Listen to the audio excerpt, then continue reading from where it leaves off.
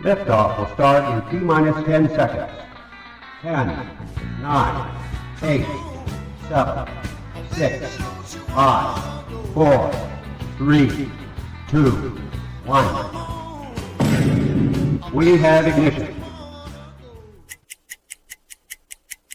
It's time! Seconds from game 7 or from championship number 6. Jordan, open, Chicago with the lead! Behind the screen, Harper got a piece of it, it comes off. The Chicago Bulls have won their 6th NBA championship. Tying run at second, 2 out, Pompero over the head of Jenks. Uribe charges, throws, out! And the White Sox have won the World Series. To the far side around the 8-yard line to Hester. Under it, and to the middle at the 15, to the 20, breaks free of the 25, to the 30, to the outside, 40, midfield, 40, 30 to the coast, 20, 15, Hester 5. Oh! For the 3rd time in 6 seasons, it's one goal achieved. The Chicago Blackhawks win the Stanley Cup. A little bouncer slowly toward Bryant. He will glove it through to Rizzo. It's in time, and the Chicago Cubs win the World Series.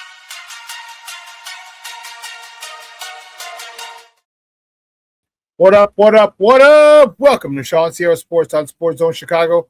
I'm your boy, the SuperBack, Shawn Sierra. Thanks for tuning in. Day edition. I love it. If you're watching us on Facebook Live, well, then I guess you found us on Facebook. And if you're not following us on Facebook, what? Come on, go to Facebook, type in Sports Zone Chicago, click the like button, and now you're following Sports Zone Chicago. Simple. But wait, there's more. Go to our YouTube page. And if you're watching us from our YouTube page, excellent. And if you're not subscribed to our YouTube page, for real, come on, guys, go to YouTube, type in Sports Zone Chicago, click the subscribe button, but also click the notification button. That's the little bell next to it. That'll let you know anytime a show from Sports Zone Chicago is going live. Get it? Got it? Good. Now, you can also tweet the show. Tweet us at Sports Zone Shy, that's CHI at Sports Zone Shy. Now, if you want to follow me, just me, personally online. You want to know what I did? Let me tell you what I did.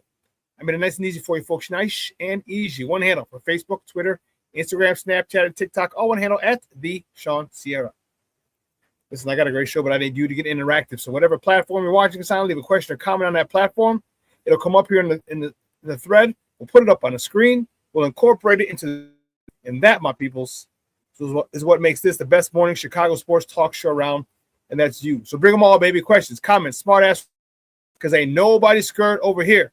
Like The Rock said, baby, don't sing it. Just bring it. Let's chat is getting lively. I like it.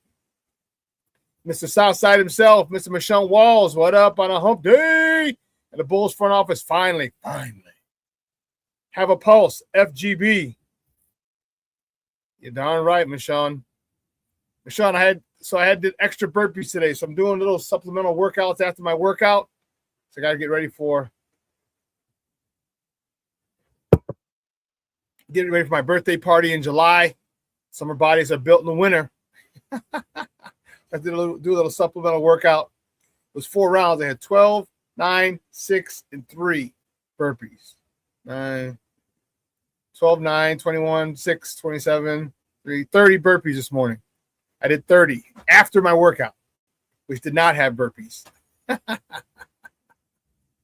As soon as I saw the workout, it's only little 15-minute bursts.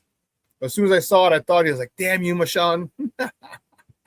Foster Covers checking in. What's up, Baba? Thank you for tuning in, my man. I appreciate you. My man Rick Gonzalez in the house. It was Shawn. Not sure you heard, but weed is now legal in Wisconsin. So all that F visiting Wisconsin is out the window. FGB. Oh, man, Rick, you are on fire this morning, man. I love it. I love it. I love it. I love it. So that, good morning, Ma. Thank you for tuning in. FGB. She goes, what's up, Shawn? FGB. Foster Covers. Great show last night. Yeah, it was good. Last night I was on with Chicago Clubhouse Podcast. I was on with JB and with Foulmouth Chris. talking Bears. We're going to talk a lot Bears today as well. We're going to talk a lot of Bulls. So the Bulls hat today. I'm fired up. Finally, the Bulls have come back to reality. Maybe.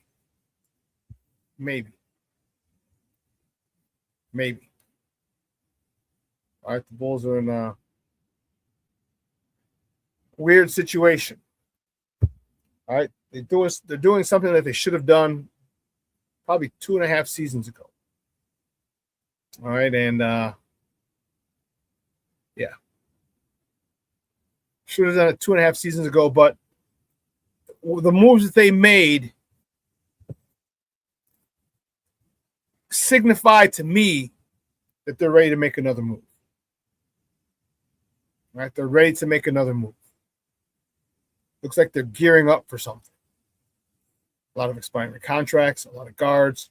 Are they going to make another move at the deadline? Or are they just waiting for the offseason? I don't know. Yeah, no shit, Foster's, huh? 9 guards on a roster. They actually have 7. 7 guards on a roster. 7. Insane. That is crazy talk. 7 guards with no real center. I don't know if you want to call Jaden Smith a center, power forward. Zach Collins might be shut down for the rest of the season. So this really gives you no center. All right, you got 7 guards. Patrick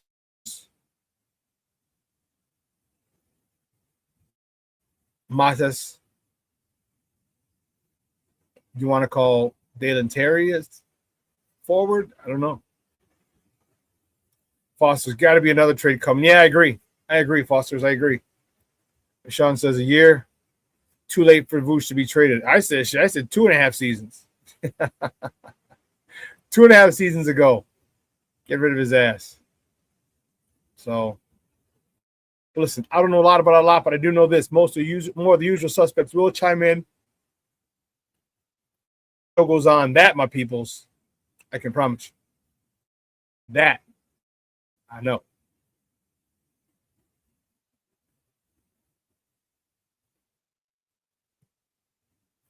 Does this mean Noah Ozempic Esenge will get a run? No, he's out. He's out for the season. I think he has shoulder surgery. Let me check. Noah Esenge injury. Oh. Yeah, so Chicago Bulls rookie Noah Esenge, who's 18 years old, is out for the remainder of the season after undergoing surgery in early December to repair a chronic left shoulder injury. Injury, described as a dislocation issue with instability, necessitated a 5 to 7 month recovery, aiming to have him fully healthy for next season. So no run for Esenge. Pick Esenge. Say that 5 times real fast. Jesus Christ.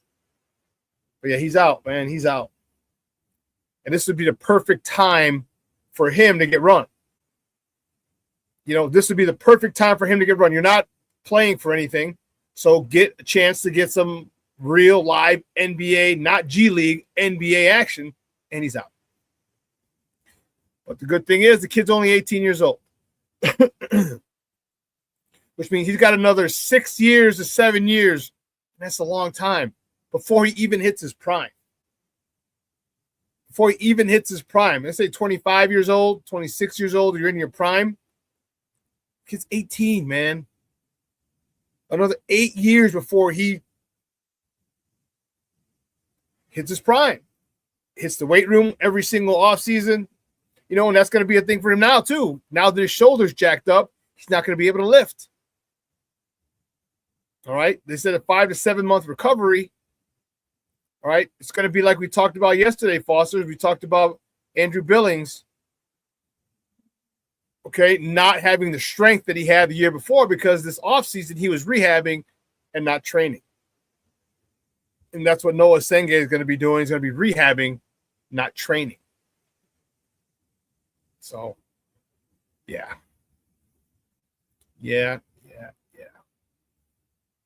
But so yes, we talked about that yesterday on the Chicago Clubhouse podcast.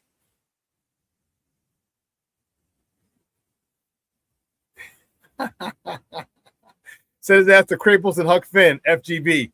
Dude, that'll put some weight on his ass.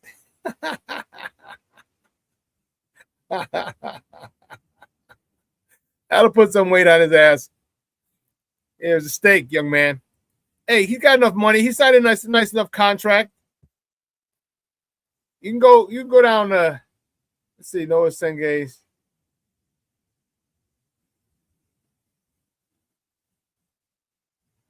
Here we go. Oh, come on. 4-year, $25.3 million rookie deal. You got him. You can go downstairs. You can go down to the Chicago Cut Steakhouse.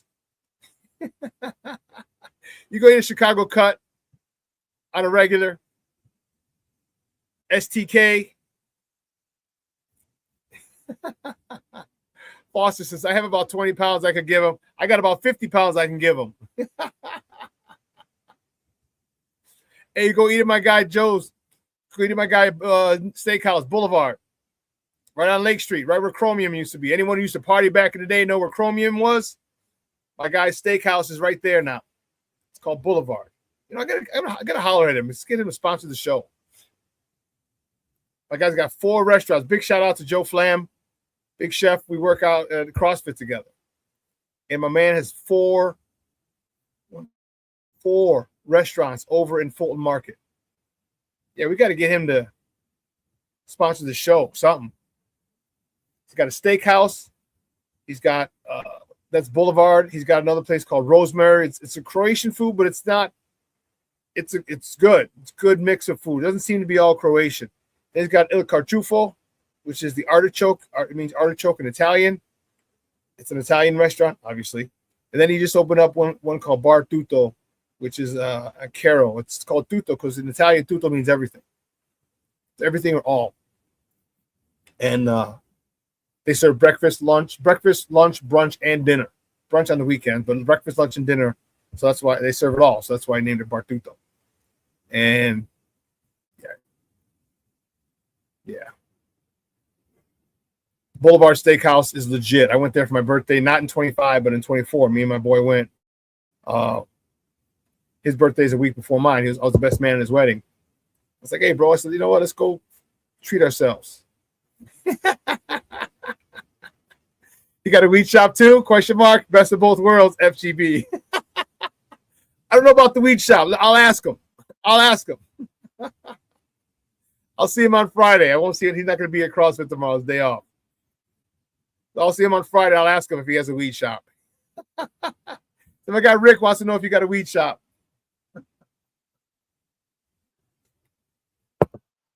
You got to holler him. Get him to sponsor the show. Some segments. Yeah, let's do that. Cool. But yeah, so we have my man Adam Chalifoux coming out at 10 o'clock talking Bulls. Man, I'm really waiting for the other shoe to drop. I agree with you, Fosters. There's got to be another trade coming. You can't go the rest of the season with 7 guards. Got to get some big men up there. You talked about not tanking. Well, if you're going to play the rest of the season, if there are no other trades coming, and you're going to play the rest of the season with 7 guards, you're tanking because you will be the smallest team on the court every single night. Every single night. You traded Kevin Huerter, who was like 6'7", and the guards you got back are not 6'7". Not at all.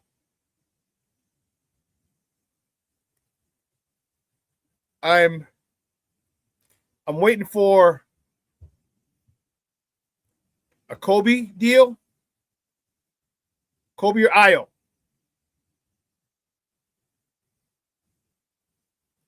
Rick says, I hate this lottery BS in the NBA. You think they'll ever change it? FGB. No. Not in the foreseeable future. not in the foreseeable future. Yeah, I don't see it. See, the lottery, here's my take on it. I'm a conspiracy theorist. So the lottery is a way for them to stack the teams, even out the teams. All right, because remember they used to have the lottery live. Remember they had the little drum, they'd roll the drum. And from the accounting firm of Arthur Anderson, we have remember all that they had, and they'd pick them live. Well, they really couldn't stack the league the way they wanted. So now they still from the accounting firm of Arthur Anderson, but now they've already picked them behind, and they have the cards already set 10, 9, 8, 7, 6, 5, 4, 3, 2, 1. And I truly believe that it is to stack the teams. Okay, like Cooper Kupp. Like look what happened in Dallas. All right, Dallas got the number 1 overall pick in Paige Beckers, and for their WNBA team, the Dallas Wings, and then they get the number 1 overall pick for the NBA and get Cooper Flagg. So Dallas got both number 1 picks. So I think they're going to keep the line for them to hide and do a lot of maneuvering behind the scenes. That's just my thought. My man King Booker World checking in. What's up, Papa? How are you? Good morning. He says, salute everyone. Shawn, Michonne, Foster, Levette, Rick. How about them Chicago guards? You mean all 7 of them? All 7 of them jokers? You think so? He says, also in true Chicago form, now that Ayo is about to plant his flag, they're going to trade him. I think he's the one they keep. I don't think they trade both Ayo and Kobe. I think Kobe has a little more value right now, all right, with his 3-point shots, but I think Ayo is going to be more important to us as an all-around player due to his defense and his ability to get downhill. Yeah. Cornelius Squalls checking in. What's up, Papa? How are you? Say what up, what up, what up? Shawn and sports owners, the Bulls look like the island of misfit toys. They're Guard Island right now. That's what they are. They're Guard Island. That's what they are. So it's crazy. We're going to talk about that, like I said, at 10 o'clock with our guy, Adam Chalifoux from the Running with the Bulls podcast.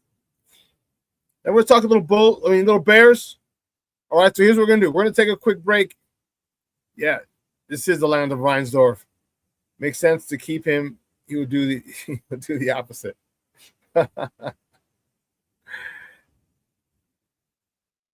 It's just not going to get – I just don't see it getting better anytime soon. And I was fired up. You remember, I was fired up for the season. The way they finished the season last year, then the way they started the season, 5-0. They're one of the last teams. It was them in Oklahoma City, I believe, were the last 2 undefeated teams. Man, then you talk about a spiral, a downward spiral. Now they're back. Now they regress to the mean. They're 500. Actually, they're 2 games under 500, if I'm not mistaken. So they got us all excited. And did nothing. You got the Bulls, you got the bookkeeper, you got nothing. 24 and 27 are 3 games under 500. 3 games under 500. That's insane. And now I don't even know how. I'm anxious. I want to see this train wreck with all these guards. But again, I do agree. Like Foster says, there's got to be another trade coming. I do think there's going to be a trade coming. Tomorrow is the deadline. Tomorrow's the trade deadline. I don't know what time. Let me double check. We'll have it here.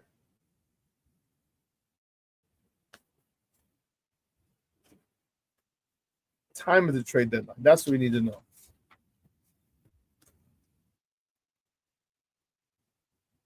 Wow.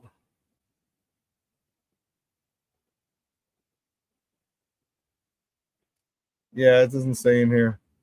Son of a biscuit. I have to look at. I'll tell you.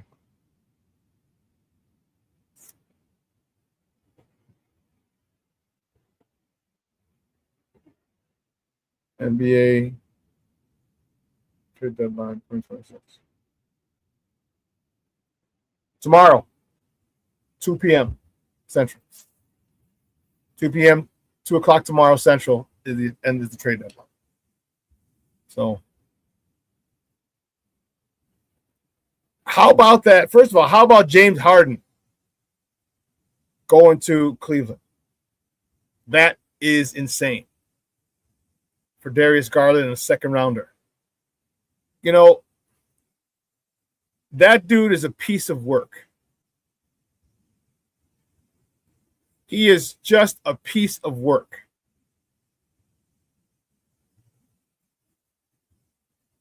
If that isn't a diva, the diva-ist of divas, I don't know what is. Look at this guy's. So in 2020, he requested a trade from Houston. Remember, this is after he's traded from OKC. That's November of 2020. A little more than a year later, February of 2022, he requested a trade from Brooklyn.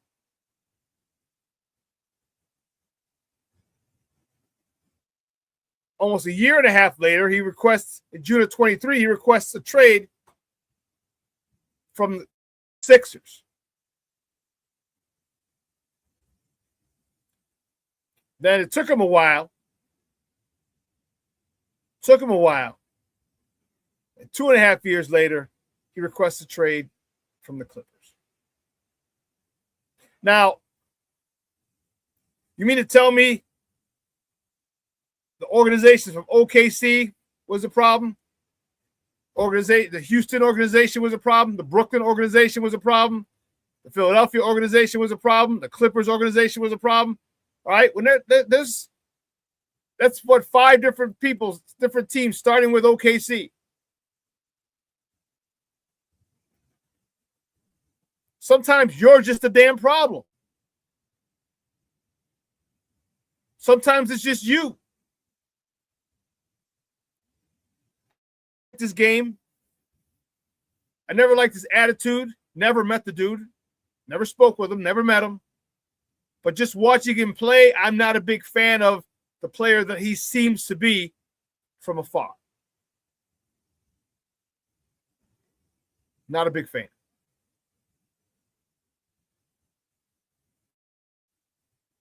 Not a big fan at all. But all right, listen, let me take a quick break. On the other side of the break, we're going to get to our top of the morning topics, all right? So don't go anywhere, folks. Keep it locked right here. Shawn Sierra Sports on Sports Zone Chicago.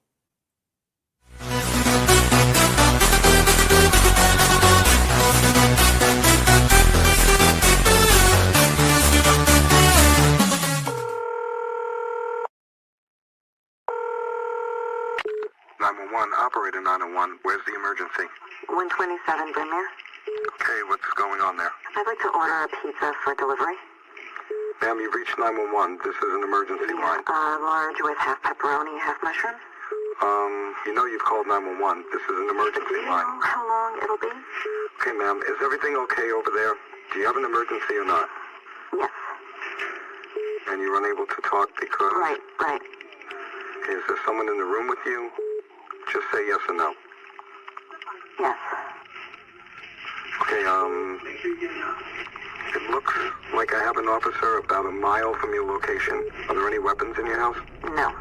Can you stay on the phone with me? No. See you soon. Thank you.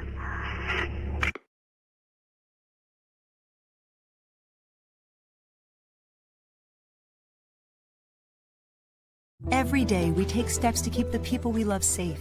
But some health risks are easy to miss. Ticks hiding in the yard can spread germs, like the ones that cause Lyme disease. Mice searching for food can spread bacteria that makes us sick. Mosquitoes lay eggs in standing water and can spread West Nile virus and more. Cockroaches are drawn to water in the home, leaving behind allergens that can trigger asthma attacks. Common pests can threaten our health.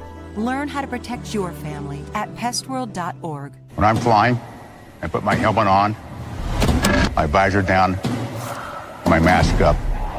You don't know who I am. Whether I'm African American, Asian American, Hispanic, white, male or female. You just know I'm an American airman kicking your butt.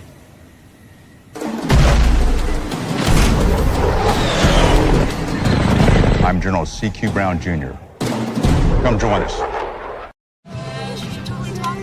I don't know though. I'm scared. I mean, you're so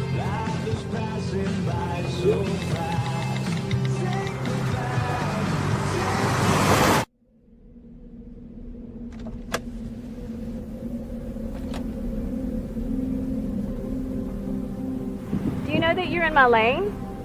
No, not at all. Are you not paying attention? Are you texting? I was just checking in with my mom. I was telling her that I thought we'd be home by 6. It's okay. There's enough time. Just pay attention. I'm not even halfway through my text. There's no way. I'm not even going to look up. My babies are in the car. You have to pay attention. It's just supposed to be a quick text. I'm so sorry.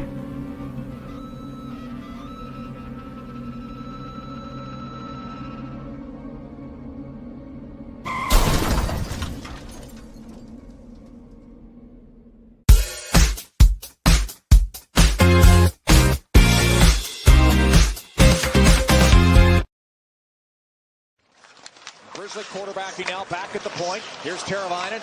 Matt Grizzly. Tavo Teravainen. Bertuzzi. In front, Teravainen. Bedard scores! Connor Bedard on the power play of the Hawks. Make it 1-0. Play you want to win. There's a certain way to do it, and it all started with number 4, Scotty Stevens, and guys like that, you're not coming back to the bench if you're doing selfish stuff and not doing your job. Connor Murphy sneaks one in. I don't think it was tipped. It finds the back of the net, and Murphy makes it 2-0 Hawks. Yeah. Why didn't he make that play earlier? I know, that guy's wide open. Yeah, exactly. Or, this is really where you can see a guy like right here. Yeah. He should have been driving the whole time right there. Donato scores! Ryan Donato, what a goal! Scott Gomez, the good luck charm. We're heading towards the boards, and his stick was out there, and he just couldn't get it. McCann drops it off. They score! Richel rips it home and makes it 4-0. Welcome back to ShawnSierraSports on Sports Zone Chicago. Those clips courtesy of Chicago Sports Network. Those are the Blackhawks. Those are the good guys on Monday, excuse me. A big win. And I'll tell you, it's great to see. Great to see the youngster Bedard lighting the lamp. A whole bunch of people lighting the lamp, which is pretty dope. That was pretty dope. You get a whole bunch of people, not just Connor Bedard. You get a whole bunch of youngsters lighting the lamp and contributing. So, all right, but listen up. Let's get a crack-a-lackin', baby. You know how we do the first segment of every show is called Top of the Morning. It won't come just when you want it.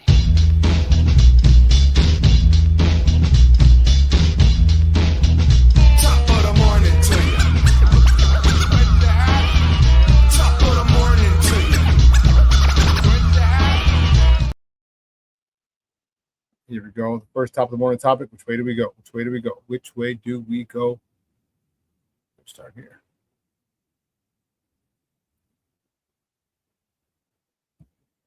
The Bulls. Only the Bulls.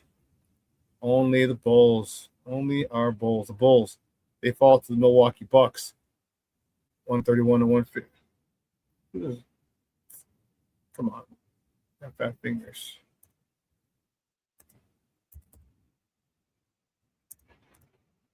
You're going to do that. That's better. The Bulls fall to the Milwaukee Bucks 131-115.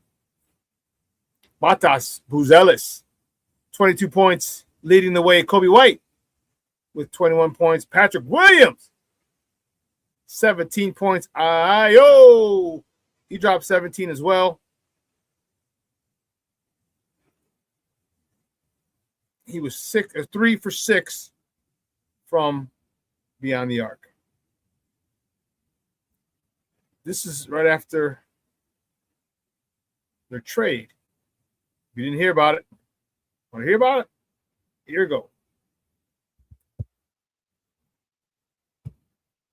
The next top of the morning topic, the Bulls made 2 trades yesterday, 2 days before the deadline.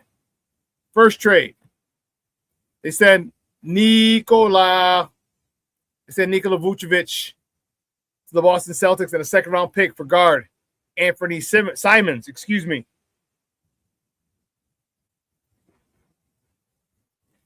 Okay, and a second-round pick. So they're swapping second-round picks and sending Vooch for Anthony Simons, shooting guard. Okay. That was the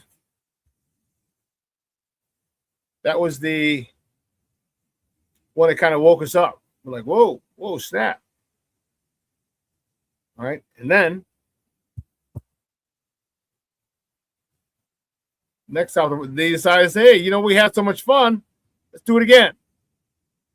They got themselves in a 3-team trade. All right, in a 3-team trade, the Bulls, they send our guard Kevin Huerter to the Detroit Pistons. And they get Mike Conley and Jaden Ivey. Jaden Ivey is, like Mike Conley, he's an older guy. He's been in for a while. But Jaden Ivey is the commodity, the person, the player that I like. He's 23 years old. He's a young kid. All right. Just got buried on the Pistons bench. He was hurt. Couldn't get any time. He's a top 5 pick. A couple of seasons. 5 pick. He's 23 years old. This guy has a lot of upside, a lot of potential. A lot of potential.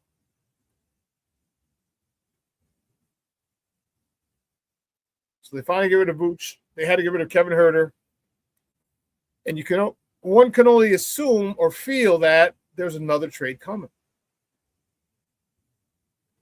Because these are all expiring contracts.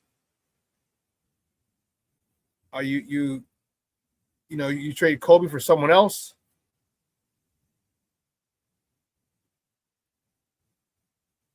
And someone else who has an expiring contract as well. That we're going to see. Like I said, I think Kobe's the next to go. I think Matas is untouchable.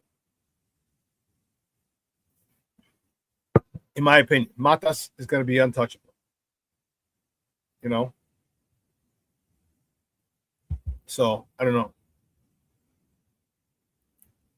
Shawn says Bulls need to get a big trade. Yeah. King Book of World. Yay for Cleveland. They got Harden so he could not show up in the playoffs. That's the story. That's his MO. That's his MO.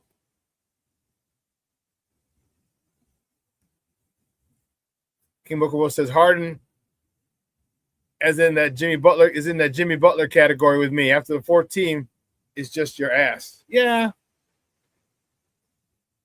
I think Jimmy's more of a I don't think Jimmy was a diva. I think Jimmy was a little too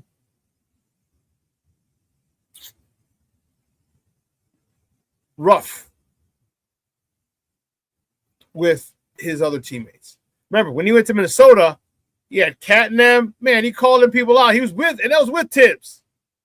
He called him sucker soft. He goes to Philly, and he had Ben Simmons, called that mug soft.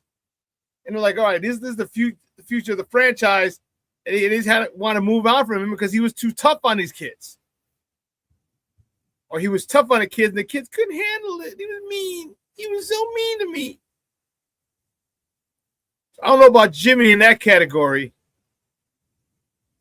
because he was just too demanding on them kids. Remember, he came from Tibbs.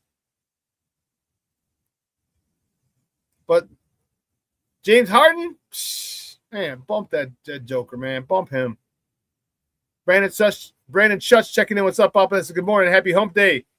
It's getting close to the first egg. I don't know what that means. First egg. I don't know.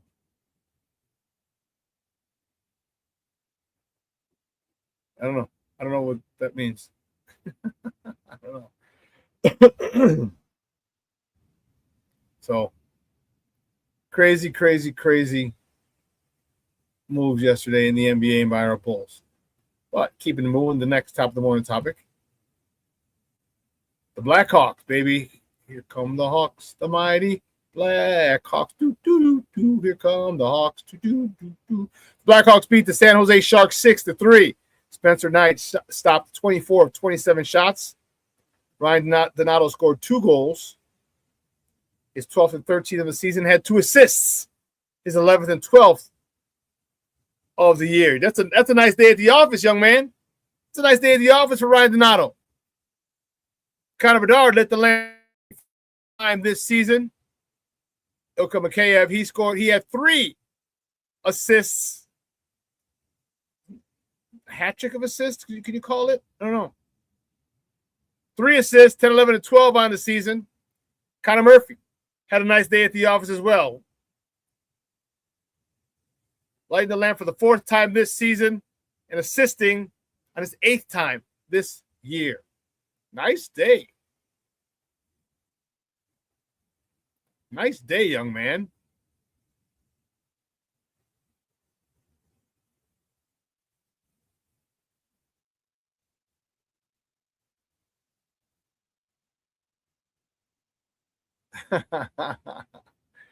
King Booker Will said they're trying to build the last super team for Braun in Cleveland when he goes back next season. Could be. Can James Harden deal with LeBron? I don't know. That's a little. I don't know. Next top of the morning topic: the Hawks. They travel to Columbus tonight, baby. Tonight. All right, they got to face the Columbus Blue Jackets. All right, puck drop. It's at 7 p.m. Central. You can catch that game on Chicago Sports Network or listen to it on their flagship station, 7:20 a.m.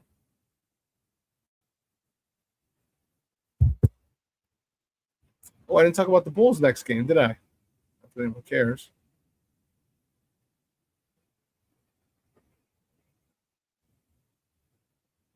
I didn't talk about that. Get rid of this. And the next top of the morning topic, going back to the Bulls. Tomorrow night, the Bulls travel north of the border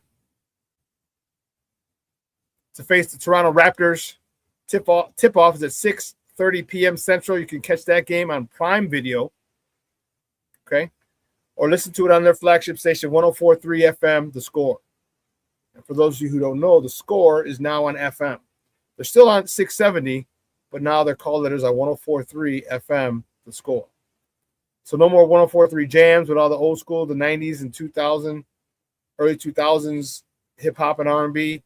I don't know what happened, why they reformatted and got rid of it. I love that station, but whatever. So now it's 104.3 The Score. 104.3 FM, The Score. So you can listen to that. They're on FM now, crystal clear. You can listen to them when you're in Lower Wacker, Lower Wacker Drive. All right, so that just happened on Monday, in case you didn't hear. They just switched over on Monday. They switched over to, like I said, the call there is not 670 The Score anymore. It's 104.3 FM, The Score. But they still are on 670. You can still listen to them on 670 AM if you wanted to. All right, they got the icon changed on the Odyssey app. All right, this is 104.3 The Score. So they're all in on this FM thing because the signal's stronger, and good move for them. Good move for them. In other news, former Bears head coach Matt Nagy is the new offensive coordinator for the New York Giants. It seemed as if Matt Nagy was going to be left out, the odd man out on this cycle.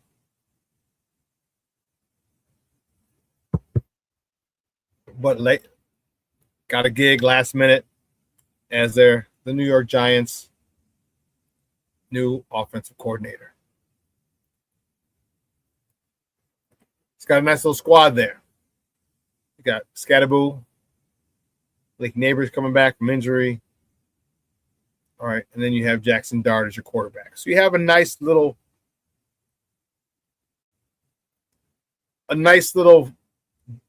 foundation to begin with. All right, it's a nice little foundation to begin with. Just FYI, I didn't mention it the other day. All right, and I should have, but just want to say happy February, happy Black History Month. Okay, it's been 100 years since I've been celebrating Black History. All right, 1926. I started it to 2026, Black History, 1 century. All right, so happy Black History Month for my peoples.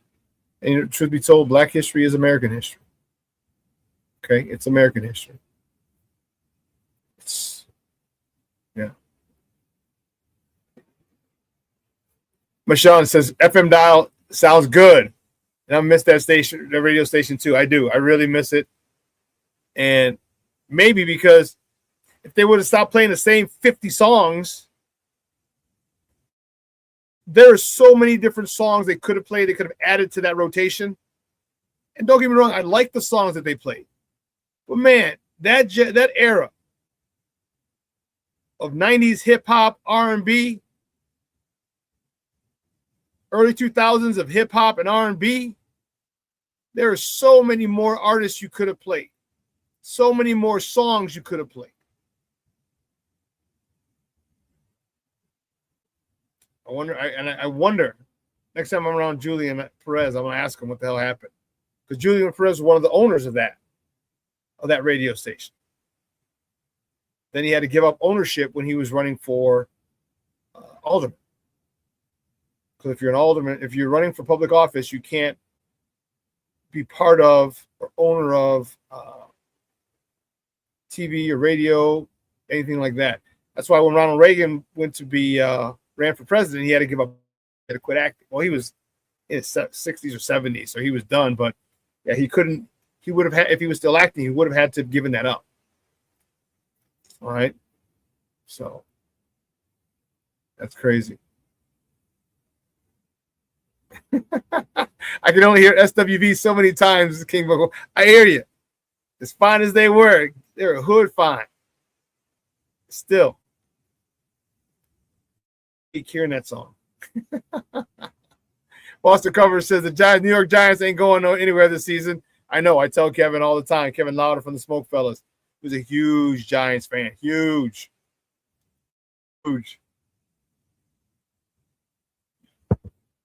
Matt Nagy, he's going with John Harbaugh. Interesting. John Harbaugh's offensive coordinator.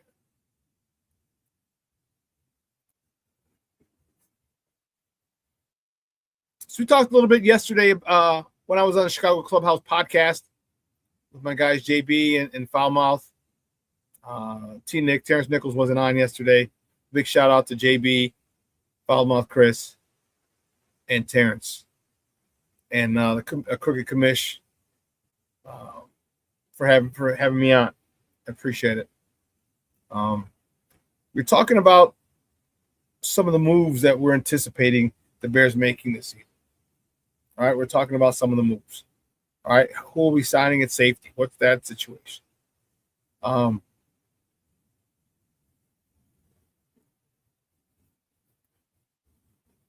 King Booker, well, I hear you. Now you're stubborn. You don't want to make the changes needed, and he thinks he's the smartest guy in the room. Well, I'm hoping, and I believe he said in an interview that the Chicago job humbled him. So hopefully he's not as stubborn. And you're going to work for John Harbaugh, your stubbornness is going to lose. All right, he's stubborn too, and he's the HNIC over there. He's the man in charge over there. So You're going to have to kowtow and to whatever he says. So hopefully that the learning experience in Chicago helped. Hopefully it helped. But we were talking about what we're going to do in the safety, because at the safety position. And I said we're probably going to re-sign Kevin Byard. All right. Even Ryan Poles mentioned his name at the end of the year press conference. It's not a done deal. He's 32. He'll be 33. Okay. So get him for a 2-year deal, which also means we got to draft one. Okay. And then the other way to go is also re-sign C.J. Gardner-Johnson. I think he'd be a great strong safety. Okay. I think he'd be a great strong safety. He's not a great as a slot corner. He has limitations, and those limitations have been exposed. Okay, they've been exposed. We saw it. All right, the Packers put their guys in motion and got him covering Watson from North Dakota State, and they had him run. They just had Christian Watson run a crossing route. He put C.J. Gardner-Johnson in trail position, and he's not fast enough. And let's keep it a buck. Christian Watson's fast. Not a lot of guys are going to catch him when they're in trail position, especially not C.J. Gardner-Johnson. Speed wasn't his thing. But that's in the slot corner. But at strong safety, I feel a lot more comfortable with him at strong safety. Then you could, draft one, and then maybe keep Josh Blackwell, because Josh Blackwell is always a solid special teams person. So you got him as a safety and as a special team. One of the things we also talked about was the cornerback position. All right, the cornerback position. Tyreek Stevenson might be the odd man out. Tyreek Stevenson might be gone because I don't know about Nashawn Wright. I personally, if I were him, I wouldn't come back to the Bears. I'd go get my money. You've been a journeyman for a few years, practice squad. You earned this big contract you're going to get this offseason. And his relationship, if I'm Al Harris, I'd tell him, hey, homie, go get the money. Go get that bag. So I don't expect him to be gone. However, you got Tyreek Stevenson over there, but you still got Zach Frazier. If you recall, Zach Frazier didn't play at all this year. He had personal issues, personal things to deal with. All right, you still have Terrell Smith, the cornerback from Minnesota, who was lost for the year. I think I'm not sure if he tore his ACL. But he was out for the year. He's another big, strong, physical corner who likes to participate in run defense. 6'2", 6'3". All right, Tyreek Stevenson might just be ass out. All right, he had another lapse in a game a late part of a game, and Kevin yelled at him to stop chirping with the fans. I have no idea what his issue is chirping with the fans, why that's a thing for him. Doesn't matter what they say. You got a job to do. You got a place to be. Okay, before that snap, be there. And Tyreek Stevenson had the mess up last year at Washington. And again, this year's wasn't as bad. He didn't give up a touchdown. But the fact of the matter is that it still got out. That Kevin Byard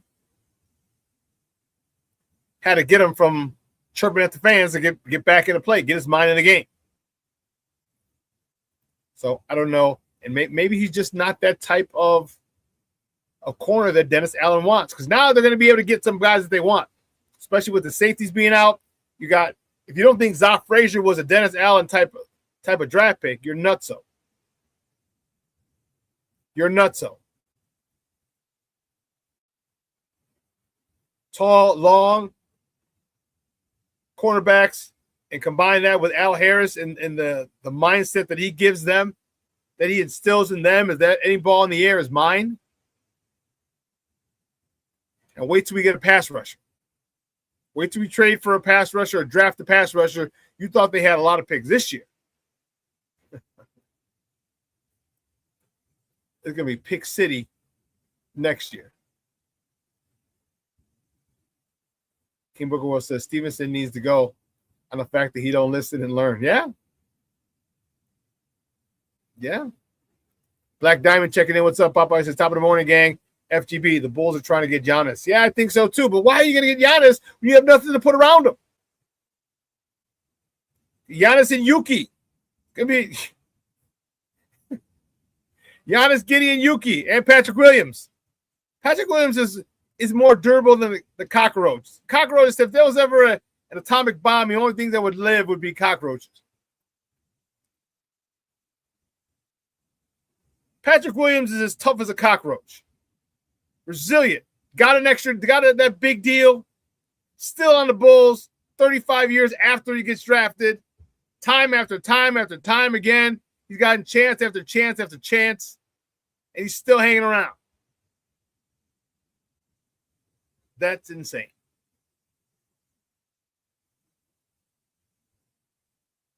But anyway, I digress. Listen, we're going to take another break. And on the other side of the break, we're going to welcome back. When we get back from the break, we're going to welcome Adam Chalifoux. We're going to talk about these Bulls trades. Does he see another one coming? Now or at the end of the year? We'll find out. Just keep it locked right here. Adam Chalifoux from the Running with the Bulls podcast up next. Shawn Sierra Sports on Sports Zone Chicago. Hey, it's your boy, the SuperBack, Shawn Sierra, and be sure to follow Sports Zone Chicago on all social media platforms, on Facebook, Instagram, and our Roku channel. You can find us at Sports Zone Chicago, and on Twitter, we are at Sports Zone Shy. Also, be sure to download our mobile app so you can take Sports Zone Chicago with you on the go.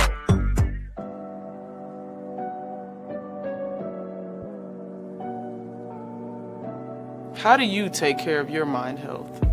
For my mental health, I meditate in the mornings. I have my dogs. They're the best. I just find ways that help me just relax. Finding things that make me happy, like being close to my family. I meditate a lot and read books. I have hobbies outside of the game. I'm able to switch off. I'm able to turn my brain off from the game of basketball. Your mind health matters. Your mind health matters.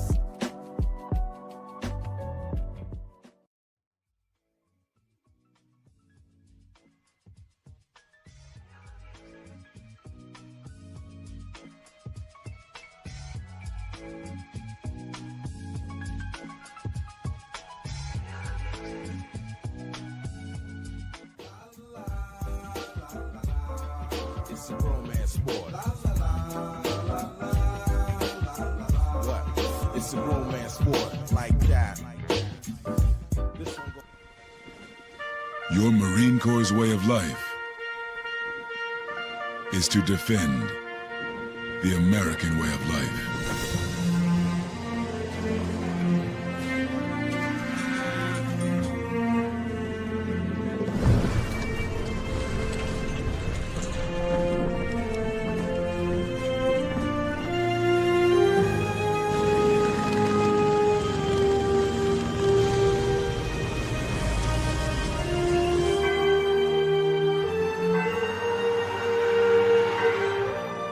Every day,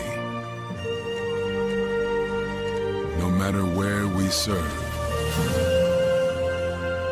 we take a stand for our nation, for each other, for us all.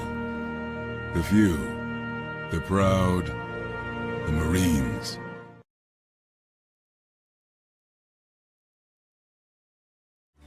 Every body in a work zone is someone's somebody. This is my mom. She works for KDOT. This is my dad. This is my mom. This is my daddy. This is my sister. This is my daddy. This is my son, Scott. He was killed while working in a highway work zone. When you drive through a work zone, drive like a life depends on it. Because it does.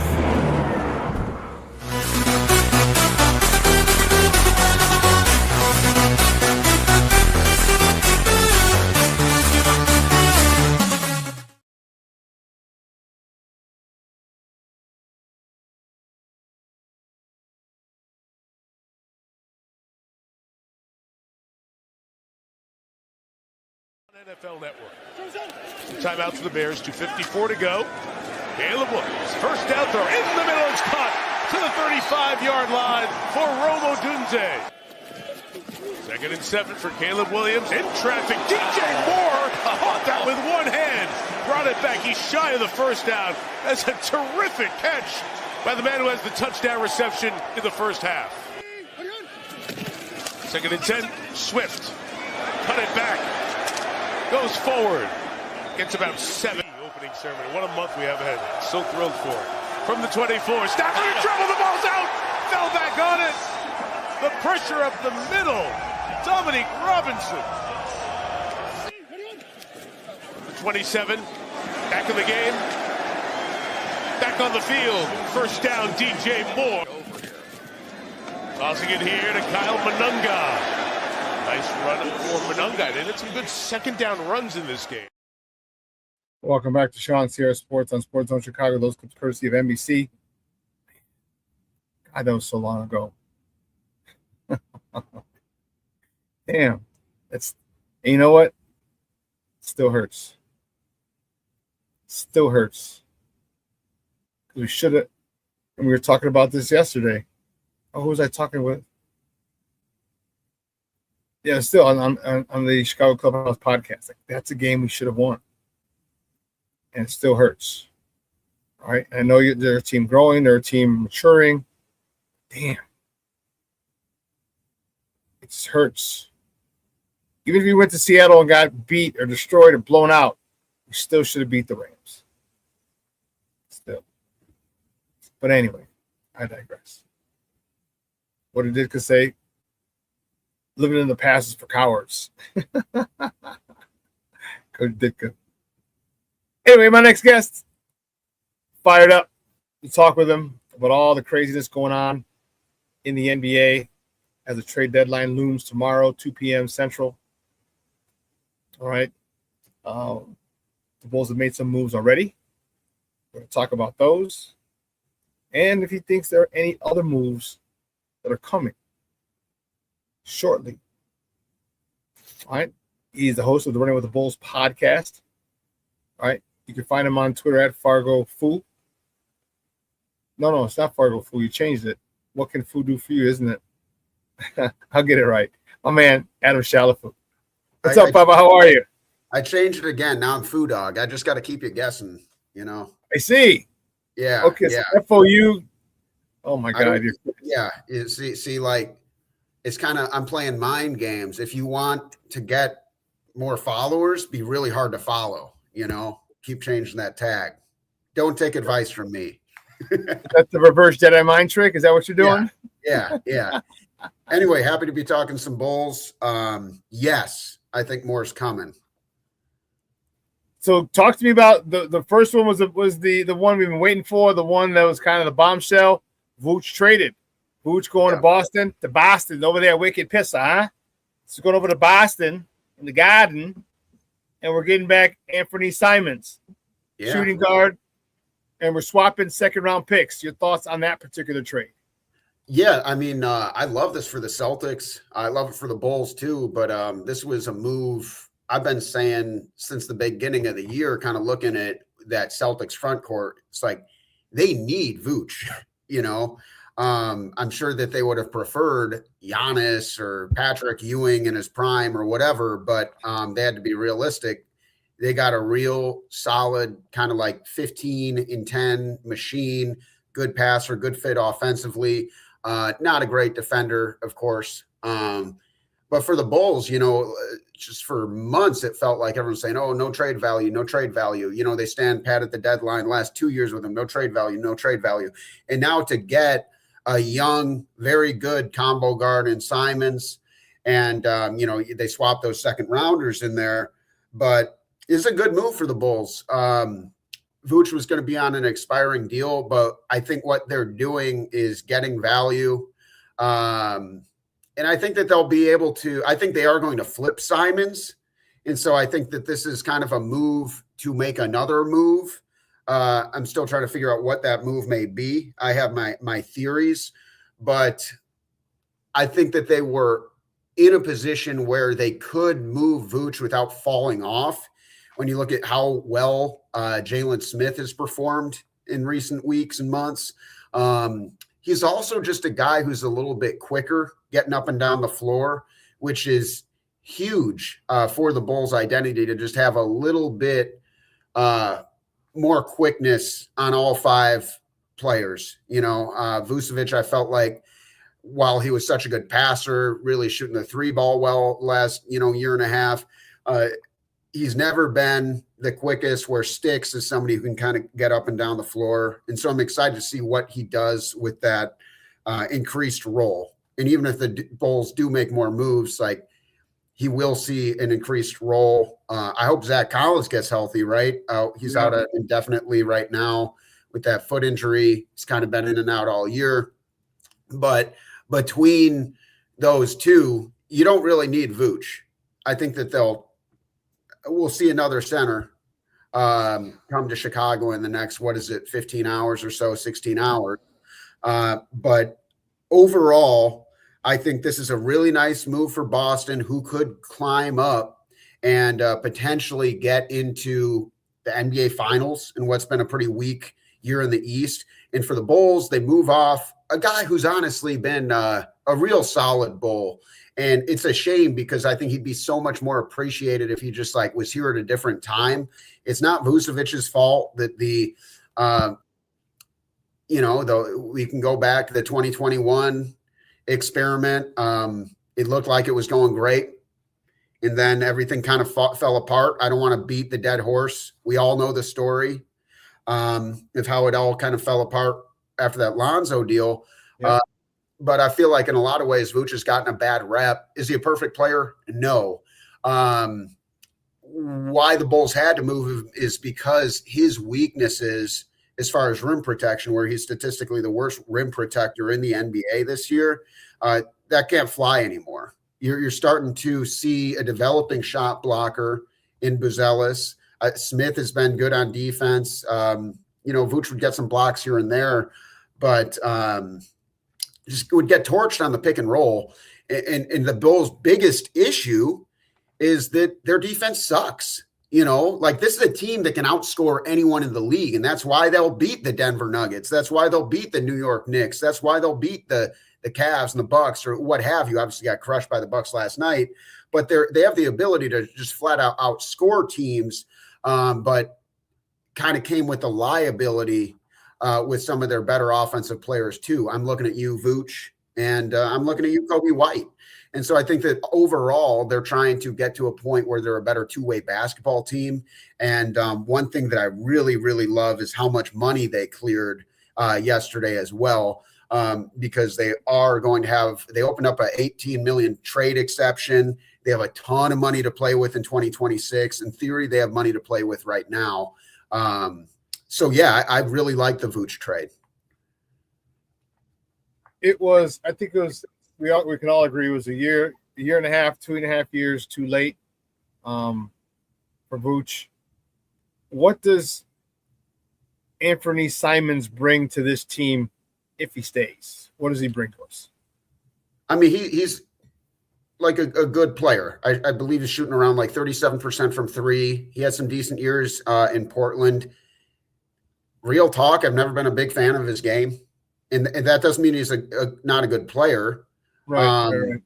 I just thought that, we kind of saw small sample size this year, but he didn't seem like he was moving the wins losses needle a ton for me in Portland. I think he's got enough trade value where the Bulls can certainly get something back for him. And he's like having a decent little year, 14 points a game, whatever. But he's only shooting 44%. He's on a little bit of a heater recently, which I think kind of drove up his value. He's actually on the season, he's shooting almost 40% from three. So it's like, if the Bulls keep him for the rest of the year and then they look into re-signing him, maybe that's what they're going to do. But he's 26 years old. He'll be 27 this summer.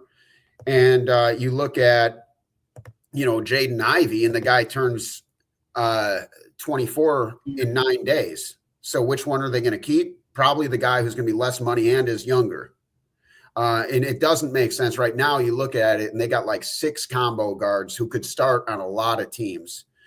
And I see that Simons is more of a defensive player. Yeah, I think so. So is Io. I think that Simons, though, I think from what I've seen, other teams were interested in him. Maybe they didn't realize he was available. But I see this as a pick that will, or not a pick, but a player that will be flipped. Not somebody who's going to stick around the roster. And it's not like I have inside information or anything. That's just my no insider trading on this one. I don't know anything that you don't. I have read that Mike Conley and Anthony Simons could certainly be flipped, and those are the reports I'm reading from the guys who do have inside information. So if they do get flipped, who do you think? Excuse me. Who do you think the Bulls are going to flip them for? Well, if you look at kind of the writing on the wall here, they're trying to complete the identity, if you will. Okoro was a huge pickup in the offseason. He's been one of the better perimeter defenders. Yep. Io, I think, is starting to prove that he's more valuable than Kobe because of his defense. Yep. Maybe Simons is in the fold because of that defense. But notice I keep using the word defense, right? You look at the front court and how porous it was with Vooch. I think that they will be looking to bring in somebody who's going to help. Some names I could see them going after. There's been a lot of reports that Terry Eason from the Rockets could be a target. Domantas Sabonis is just a very interesting name just because there's very red hot rumors right now that he could be moved to the Raptors for RJ Barrett.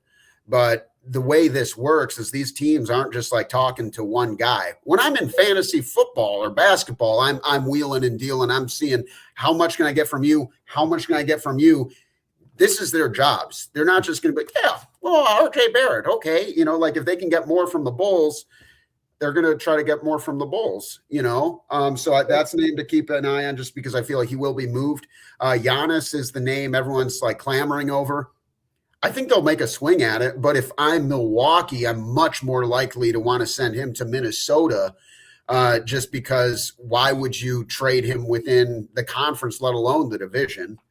But everything I'm mentioning is going to be more of a package, like maybe some lesser guys like this Misi fella from the Pelicans. I think a really interesting one to keep an eye on.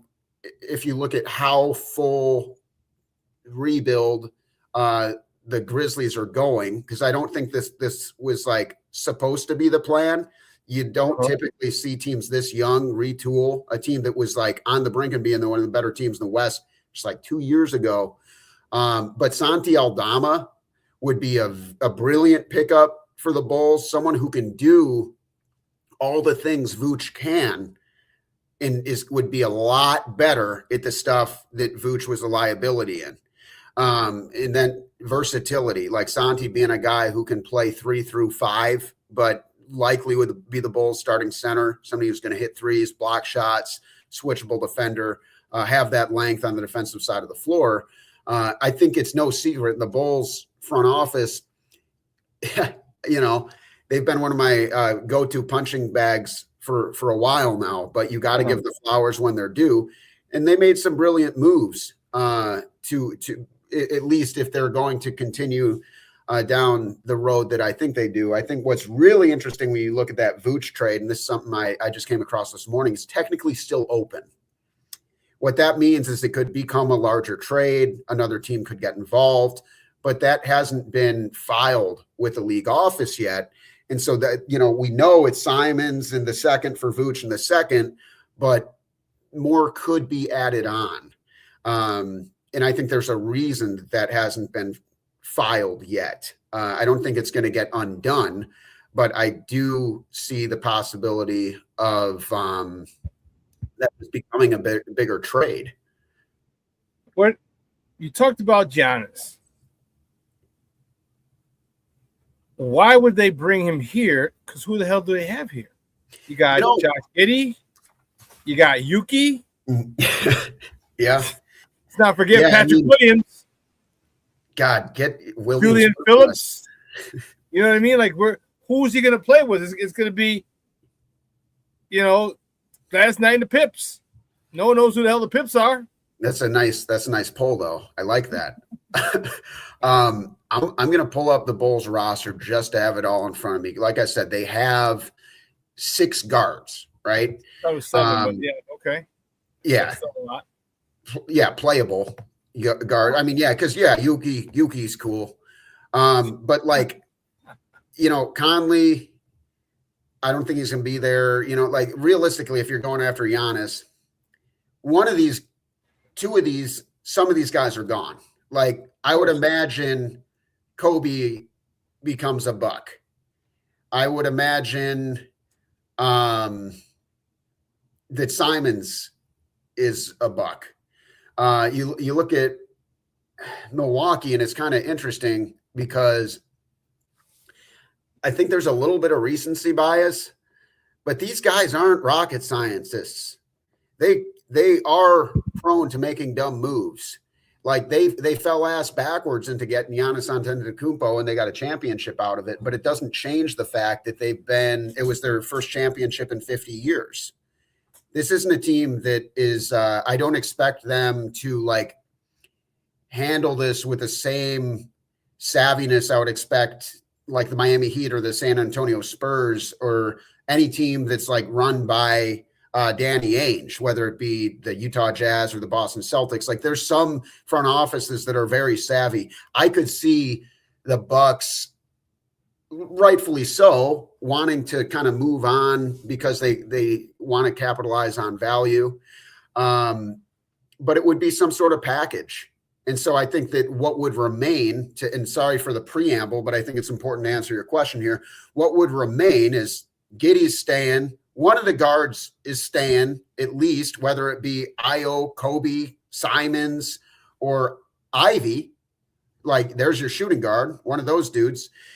I don't think Buzelis would necessarily be moved unless, and that would be an interesting conversation. But all of a sudden, you start to see this take shape in a very weak Eastern Conference.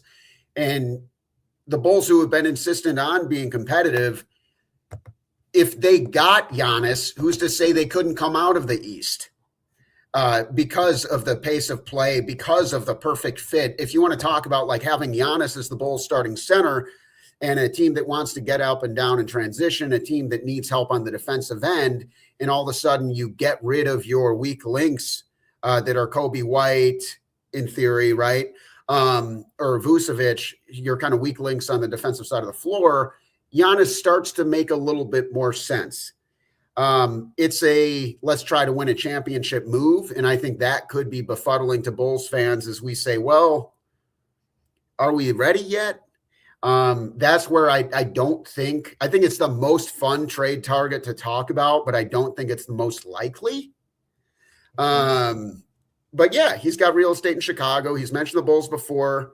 And if the Bulls are able to work with some sort of third team to make that Godfather offer, then maybe Milwaukee does want to dance with the devil. But I'm looking at this and I'm like I said earlier, like, why would you trade within the same conference? Really, why would you trade in the same division? Because if you trade Giannis to the Bulls from the Bucks perspective, prepare to get your ass kicked by Giannis for years to come. I do think he's healthier too than he's letting on. I think that he's a little bit disengaged, and those nights where in most season he's like, oh, I'm a little sore, but I'm good to go. He might be like, yeah, I'm taking this one off. But the Bucks, they should try to move him because they need to lose games. They need to lose games. Well, you could. I mean, he's 31. Sure. How much longer can he play at a high level? He just turned 31 in December. So, I mean, we'll still get the Euro step that he loves to employ. Right. So that's not going anywhere, which would be great for us. But I mean, he's 31. Yeah, I mean, I think maybe you still got 3-4 pretty good years out of him. But that's something the Bulls should be considering as leverage when they're negotiating, because you got to look at this and be like, hey, I'm trading you youngsters a brighter future that you can build with, whether it be like Kobe White and Simons and Patrick Williams and Zach Collins or something like that. And then how great would it be if we were able to unload freaking Patrick Williams in that deal? Man. And if I'm the Bulls, I'm just like sneaking them into deals, right? I'm like, no. Don't look at the last page on a contract. Don't worry about it. Oh, you're gonna love him, Patrick. Great locker room guy. Don't look at his stats though. But something like that, like the maths. But what's crazy is like Giannis is making $54 million. And so you stack Simons $27 million, Collins 18 million, and then Williams, who's still 4 more years on the books at 18 million. But the Bulls are like, these are expiring contracts, and Simons and Collins. And so in theory, they could package that. Now, would the Bucks go for it? I mean, absolutely not, but like they can at least take a swing at it. Like I said, I think a third team would have to get involved, but like if you're the Bucks, you still have Kuzma, you still have Portis, you still have Turner. And so maybe they're looking at this situation where like, hey, we need help in the front or in the backcourt. You guys need help in the front court. And that could work. But I think that like Giannis isn't necessarily the best. Like, I don't know. Cause like, I could talk myself into like the Bulls legitimately coming out of a weak Eastern Conference and going to the finals if they got Giannis and didn't lose too much. But I also look at a 31-year-old who is going to, start to, I think, experience more injuries, more wear down, in that massive contract. But who would you rather have, Giannis or Zion? When you consider the age, you consider the wear and tear, you got a much younger guy. Like Giannis is, at least looking at the track record, more likely to play more games. So I think the age is something to consider.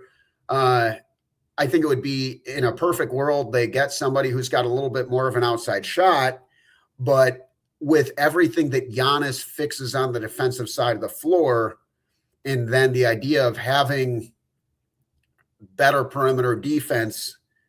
But you don't need anyone you don't need a star with an outside shot, because he goes to the hole and gets calls. Yeah, he gets to the free throw line. He gets people's fouls, and get him going downhill. So you still want him on the perimeter, but to step through dudes and be the freak that he is. Yeah.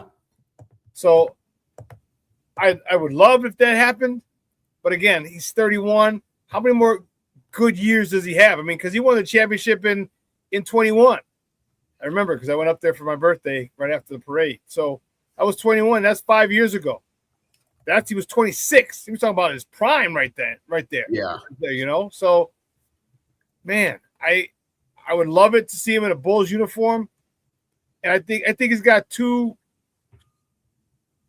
all-star MVP caliber seasons left in him. And then I think it could be a quick drop in his talent at that particular point. Once he hits 33, 34, and it's possible he have another good where he's an above average player. Yeah. I mean, look at LeBron. LeBron is still, I don't know how much that is artificially enhanced or whatnot, but he's still running up and jumping up and down the court and dunking and acting crazy. So Giannis might be able to do the same for a while. I don't know. Yeah, and it's like, how is this game going to age? I don't think, obviously he's like very athletic, but he still could lose a step and be the best center in the NBA, just about, or top 5. Like, I mean, when I think about the best basketball players in the world, like my personal list is, Jokic, then Giannis. And so, he's 31. But we already give the Knicks fits. Like if the Bulls like added, if the Bulls fixed their defense, which in theory they could be doing right now, whether it be Ivy or Simons, you throw in Io, the perimeter defense got a little better yesterday. You can fix the interior. And then you just look at up and down the Eastern Conference, like who's coming out of that right now? Because I think that there's a good chance. I mean, I mentioned Sabonis, right? Like, let's say the Raptors get Sabonis. All of a sudden, are they catching the Pistons? Like, the Pistons are the best team in the East right now, and they're good. They're good. But, like, I don't think they're coming out most years. And so I think that potentially the Bulls see the opportunity here to be like, hey, we could leapfrog most of the conference, and we got time left. But yeah, man, I think it's like we won't know. We just won't know. Like I could speculate, till the cows come home about how his game's going to age and what he's going to be in 3 years. I think the real question is like, are the Bulls focused on trying to pivot to be more competitive now, or are they trying to get young assets to build for the future? I think the latter is more likely, especially because, like I said, it's fun to talk about. But if you're the Bucks, why the hell would you send them to the Bulls? It's just super unlikely. It's fun to talk about, but if Giannis really wants to go to the Bulls, then even then, I don't know how much he could force his way here. You know, because they got to get something in return. So yeah, and we don't really have a lot. Yeah, talk to me about this defense, man. We're getting our ass blown out. The second game in a row, we're down by 20 plus at halftime. It's the first time in Bulls history. Does that fall on Billy? I know yesterday was a weird day because you're in flux. No Vooch, no Herter. But the other day you're down freaking 56, I think, at one particular point. Jesus. Where does that fall? Is that the blame fall? I mean, eventually it falls on the players because you're the one out there playing. Yeah. How much of that falls on Billy? I think a lot of it has to fall on Billy, and like it's gotten to the point where they're hard to watch, especially against a team like the Miami Heat, who has their number lately. It's just tough because like the Bulls and the Heat aren't that different. The Heat just play defense, but that's how close the Bulls are to figuring it out, just figuring out the defense. But that's literally half the battle, which means they don't have half the battle figured out. I think that they need to, obviously there's a movement here to get better personnel. So clearly some of that is on the players, but I watched Kobe White out there, and the tricky thing is he's a liability on defense. And so Vucevic was a liability on defense. But why? But why, Adam? I mean, you've been here fucking 6 years. Kobe, 5 for Vooch. He just gets pushed around. He's not. You've been in the weight room. You're athletic. Vooch is a big guy. There has to come a point in time where you understand you haven't had a different coach. Yeah. It's not like they had with Justin and Trubisky, and you know what I mean. You get a different coach, different play caller. Mm-hmm. You had Billy the whole damn time. You had Alex Caruso here for a couple of years to help you and show you how to be a good defender. Yeah. I mean, just never turned into one. And at this point, if that's why I do think, and this is me changing my tune on things I've said prior, but he's got to go. You got to trade him because you can't have your best scorer be a liability on defense, because it's perpetuating the issue, which is that they can't stop a damn nosebleed. It's fun being able to score 130 points. It's not fun when the other team's scoring 137. And that's the game the Bulls are playing all year. And so they need to have somebody, even if it's a little bit of drop off, offensively, Io, I don't think he's red hot right now, but I think Kobe's probably proven more to be a better offensive guy. But the Bulls need two-way players because, Okoro, he's actually one of the better defenders in the year right now. He's kind of like a rich man's Keith Bogans. Because Keith Bogans, you couldn't play on offense. He was just abysmal. But like Okoro, he'll knock down some threes. He can make some, like, I don't want him to be our best player. And I don't think that there's going to be many nights where he's leading the team in scoring, but he can get a stop on the perimeter. And I think that they're trying to improve that. But I can't tell you why Kobe never turned into a good defender. All I can tell you is it sucks to watch because he's a very likable guy. And he's one of my favorite players on the team. But objectively, this is not sustainable. Yeah. And he has value. And so they will move him. And whether it be Io, whether it be Ivy, or whether it be Simons, one of these guys is going to be the starting shooting guard this year and next, and probably the year after that too. What's important to consider is the age. Once again, you know, with Simons turning 27 this summer, I think it's more likely that they would swing for the potential on a guy like Ivy to develop. But I think that all these moves say, like, they're clearing cap space, they're getting younger, and they're getting better on the defensive end. But right now, it's kind of like they are making moves to make other moves because there is just no way that, unless they're like, hey, let's play 5 shooting guards, see what happens. I don't see that happening. So what do you think is the end game? Who do you think that they may be targeting with all, if they're clearing cap space, getting younger, getting all these youngsters to flip for the big fish, the white whale, so to speak? Who would that white whale be? Who would you think they would trade for? I hope they don't trade for Zion. I'm not a big fan of him, not a big fan of his game. I just, you know, I do think they're going to try to make a move for Zion. And, you know, I totally get it because he's missed a ton of games in his career. He's played 36 this year. He's having a decent enough year. I think he'll do it next year and the year after. One good year and is not showing me that, not after all the injuries and all the other bullshit that you put your team and your organizations through with your baby mamas and all that other bullshit and fighting with these little bang monkeys on Twitter and things. Like, you got to stop that, bro. You know what I mean? Like that's not, you don't want to bring that shit to an organization, even if you are a really good player. And he's not a really good player. I think he's a good player. I think I'd say he's above average player. I don't find anything special about Zion at all. I think that what makes it kind of tantalizing is he fits the window. You know, he's only 25 years old. It's the big if, right? But if he plays, I don't know if there's a better fit for him in the whole NBA. Just because, like, you look at what the Bulls want to do in a player that could help them do that. You look at what Zion did with his year with Lonzo Ball, and it was pretty nice. You know, 27 points a game. I think, like, what would he look like with Giddey?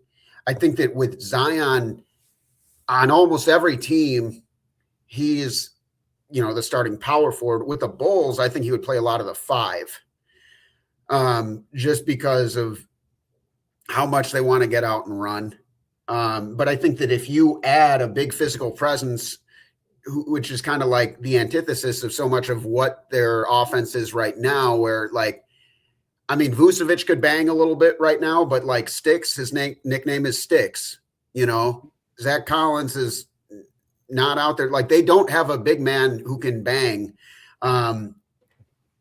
Wishful thinking perhaps here, but what if Zion, like, just hasn't been happy in 5 years, you know? And maybe it's like kind of that Vince Carter at the end where with Toronto, where it was like, this dude doesn't seem like he wants to be there. And then he goes to the Nets and he kind of had that resurgence.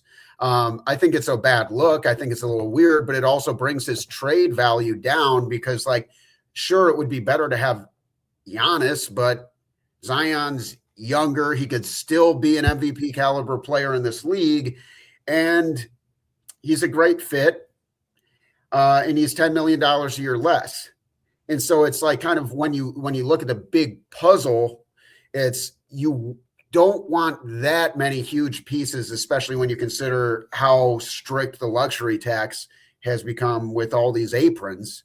But I think he's a guy that they could target, kind of a dark horse, just because it feels like it's not going well there. But maybe Karl Anthony Towns could be somebody the Bulls maybe look at, just because I don't think the Knicks are in love with him right now. There's been some team meetings. He's kind of been called out, but he's one of the best, like, big man shooters of all time. He's a guy who would be an upgrade over Vooch for 1,000%.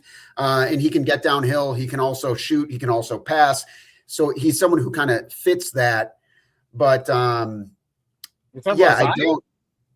Who? You talking about Zion? Cat. Oh, yeah. You said Karl Anthony Towns. Yeah. Yeah. You know what? He's too much of a little sissy flopper for me. And I know he's talented. Fair. And that's what the Knicks are probably saying too. Like, stop being like you're a big dude. Like, you don't need to flop. You know what I mean? Like, you're a big dude. You're a bull in a china shop. Act like it. Stop acting like you're a little diva, like a little sissy, and it bugs me. My question to you is, who's the Bulls' leader? Right now? Yes, who is the leader of this team that when shit's going wrong can step in a timeout and be like, hey, blah, blah, blah, sit down, we're going to do this, relax. Who is their leader that they look up to? Because I can't seem to find one. Well, it's probably Vooch, but now it's got to be Giddey. But Giddey, that's the thing. I don't think Giddey's that dude. No, Giddey, because Giddey, if you're a point guard, you're getting paid $100 million. Listen, homie, you're the point guard. You got to run. You got to point. You got to slow the pace down. The other team goes on a run. All right. We're no timeout. I got it, Billy. I got it. We're going to slow it down. We're getting an offensive set. We're going to run this set, get a nice eat, get a good shot. He doesn't do that. And it bugs me because you're a point guard. This is what you need to do when the other team's making a run. You don't have to waste your timeouts. I got it, Billy. Here we go. All right, 3, or have a set play whenever there's, where Billy says, hey, whenever they're on a run, all right, and you slow it down, here's the play I want you to run. Or these 3 plays. Let's work on one of these, and he doesn't do it. And to me, that's bothersome. That's a leader. And you're getting paid like a leader. He needs to be a leader, and he's not being a leader. I know he's 23. I don't give a shit. Right. You got paid like a leader. And it bothers me that he's not doing it. Do you think he can develop into a leader? I know he's young, but do you think he can develop into the leader that this team needs? I think so, and I think he's gotten more vocal this year. I think he came in to the organization probably with pretty low confidence. OKC, yeah. Yeah, because he was like getting played out of position and then like eventually fell out of the rotation in the playoffs, and then teams were just giving him space, daring him to shoot threes. And then it probably felt like, and this is how it felt like from the national media, the way they covered it too, is like, oh, the Bulls are taking a flyer on this dude. And maybe even the Bulls were taking a flyer on this dude, but he clearly has worked out. Yeah. Yeah. And I think he was an injury away from probably being an all-star this year. But yeah, I think that that's life skills that he's yet to develop, not just basketball skills, but now that the team is going to look up to him. He's the best player in their – they just got so young. I mean, like, Conley's probably getting moved, but he's like, 60 years old or something. They could probably, the young guys, talk to him, but like all jokes aside, like that 39-year-old point guard is going to be on the bench if he is on the team, right? But you look up and down that roster and you're absolutely right. Like, I mean, maybe it's Kobe, like, but it doesn't feel like it's. I don't see Kobe as a leader, bro. I see him as a guy that you look up to and watch how he goes about his business. I just don't see him as as a vocal leader. I just don't see him. He might be one of those guys that you just do what I do, watch me do what I say, not what I do, or do what I do, not what I say, because he can't speak. I just don't know if he's the kind of guy who can rally the troops. Yeah. I don't think they have one right now. perhaps that could emerge. But like if there has to be a guy, it has to be Giddey. He's their best player. He's their point guard. He's the guy who is the conductor of the orchestra, and he's gonna have to grow up quick. Well, I guess that's where you're gonna see where Billy's coaching ability comes in, because he's gonna have to say, "Hey, listen, I was a point guard. I had to run the show. Yeah, you're the point guard. You got to run the show. You're gonna have to get in people's faces. You're gonna have to piss people off, call people out. But this is what you got to do." And this guy, has someone smart once said, coaching matters. And here Billy's gonna have to make sure he's gonna have to coach him and be like, you gotta step up, young man. I think you're right. It's about life skills, not just basketball. It's like you got to step up and be a leader, whether you want to or not. You got to step up. You're the highest, probably the highest paid player on the team now. All right. That with great contracts come great responsibility, and here's your responsibility. Well, it's interesting too, because you look at what happened with Giddey and how he developed as a player. Like once Levine was gone, he got to step into a larger role on the court. And he showed it, and he excelled. And so Vucevic was the leader of this team. And you look at the game that they, got by on the skin of their teeth. I can't remember who they were playing, but it really stood out to me.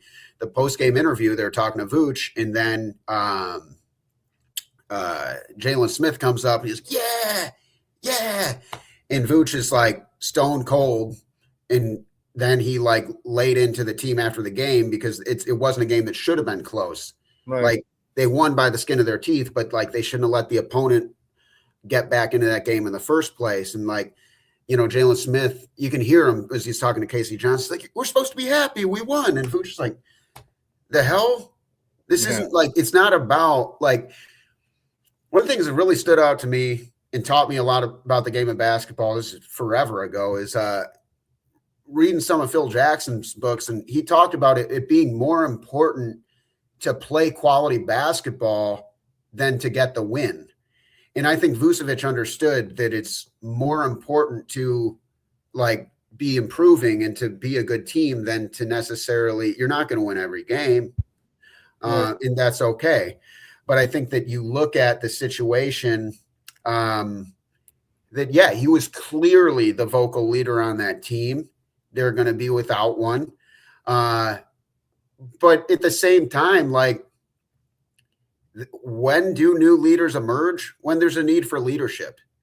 And so someone on this team has got to have the stones to say, hey, I'm the captain now. I've never seen that movie, but you know what I'm talking about. Somebody's got to be, I'm the captain now. And we'll see who emerges. And maybe it's Io. He's my X factor here. You know why? So laid back, though. And I'm not saying he can't do it, because you don't have to be rah. You don't. But he just seems too chill, in my opinion. He's a Morgan Parker. I'm not saying he's not tough. Believe me, he's a Chi-Town kid, Southside kid. But it doesn't mean that I just don't see him being the vocal leader that we need. But maybe he does. Like, because someone will step up. Someone has to step up. But maybe it's going to be the dude who's like, hey, this is my team. This is my city. I'm the one breaking out right now. And especially if like Kobe goes, then someone will need to step up. But I do see that like I see it more in his play than anything. But like, he's tough. He's very competitive. And so with this void right now, he's kind of my dark horse that I could see stepping into a larger role as far as like being someone that they start to rely on. But you look at the ages up and down the roster, and there is absolutely no obvious answer. So it just kind of leaves all speculation, because it's like Conley's 38, 39, whatever. He's not going to be there much longer. Io's at least 26, but all of a sudden, like, the oldest dude on this roster right now, besides Conley, who is not going to be here, I promise you, is Zach Collins. He's 28. And so, no, there is no veteran. I'll tell you what, if they get Giannis, it's going to be Giannis in a hurry. And as soon as he steps foot in, as soon as he crosses city limits, he'll be the leader. So hopefully that it works out that way, because that'd be good. Because that's the one thing we need. We need a leader. And I wish Giddey could have been one more. But again, I feel you. Came in last year, didn't really have trying to find his footing, in a new spot. You don't just go to a new place and just take over. Most people don't do that. You got to get the lay of the land. Zach was around. You had him. And then finally when he was left, it gave him more freedom to be himself and to run the show. So maybe he steps up more this year. I hope, and not because he needs to. This team needs a leader. They need someone they can look up to. They need someone that they can rally behind. They need that. Every team needs that. And when you're the highest paid player, by default, you got to be that leader, whether you like it or not. And hopefully he accepts that responsibility because, man, he can be what he does. The dude, he flirts with a triple-double every night. Every single night he flirts with it. Yeah. So, I mean, we'll see. But I am definitely even though I do think that the Bulls are probably a little bit worse today than they were yesterday, just because they don't really have they have a cluster in the backcourt right now and a very thin front court. That's why they're not done, right? But the Bulls maybe took a step back as far as maybe they're a little bit less good than they were 48 hours ago, but maybe they're in a better situation. And I think those truths can coexist. Yeah. I think that the defense will get better one way or another. But it's just going to be really interesting to see what they do. Because I mean, we didn't talk much about the Jaden Ivey pickup, but this is a dude who's going to be 24 in 9 days. He had the leg injury and it was substantial, but he can still create his own shot. He can still play defense. Averaging 14 points a game. Yeah, right yeah. Now. And that'll probably go up. Yeah, yeah. And I believe that's because he's really not playing that many minutes. So I think this season it's down to 8 or 9, but per 36 minutes, it's still 17 points a game. He's not Cade Cunningham, I think the very few people are, but yeah. Yeah. I think the Pistons picked their core and maybe that they are this guy's damaged goods. But I think that this could he was the 5th overall pick. This dude could be a star. It could. I mean, you look at Giddey and they that was another buy low guy that worked out for them. But if you look at what's starting to come together right now, and you have Giddey's 23, we're going to go ahead and call Ivy 24. Modest Bazelis turns 13 next week. This is a very young, all of a sudden kind of exciting group. You wonder what's going to happen with whether it's Io or Simons. And then, like I said, I do think that Kobe's the guy to move. And I think that you could very realistically do something around, even if it's a 3-way deal and Memphis is truly trying to blow it up, and it's a 3-way thing where Kobe's somewhere else in a 3-way and the Bulls get that Santi Aldama piece and they have another young piece, but they're starting to get those young pieces. And it's interesting because they don't have a nuclear option, right? They don't have that one dude, that Giannis, that SGA, that Jokic, who's going to absolutely come in and, carry the team. But what they do have is legitimately strength in numbers. And when you look at the numbers Iowa's doing from 3 this year, that's very interesting because maybe you start to get a little bit more 3 and D instead of just 3 with no D, but there's something coming together here. So look for them to add a piece that fits their timeline. And I think more realistically, that's going to be a Santi Aldama or a Terry Eason. I do think Zion just becomes the X factor because he's young enough for it still to make sense. And it's a buy low, if you're the Pelicans right now, you're probably super disappointed because frankly, his career's been a bit of a disappointment. He came in 2019 and it was supposed to be the next Karl Malone meets Charles Barkley, but he's never seemed super happy there. But you know what? This year he did lose the weight. He has played already 36 games this year. He only played 30 the year before. Like, if there's a time for him to break out and a situation for him to break out, it's Chicago, and you can still have those timelines exist where those young players continue to develop together and the pieces fit around a guy like Zion.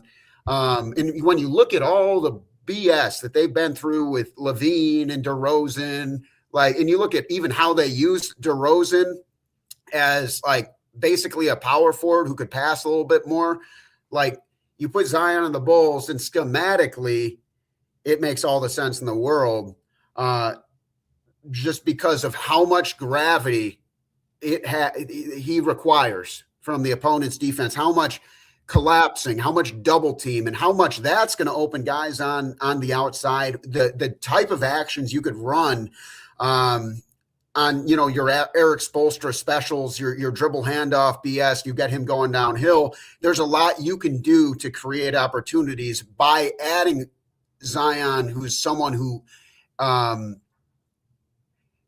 get downhill, much like Giannis. But I'd rather have Zion than Giannis because I think it fits the window better. The Bulls aren't going to win a championship this year. Giannis is only get older.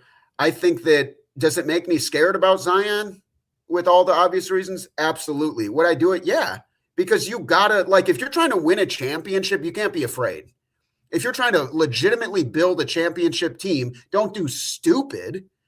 But if you can get him for a deal that makes sense without overpaying, but like, obviously Vooch is gone, but if it was like Kobe White and Vooch in a first, take my lunch money. You know, I do it so quick. I do it in a heartbeat because you have a chance to climb back in.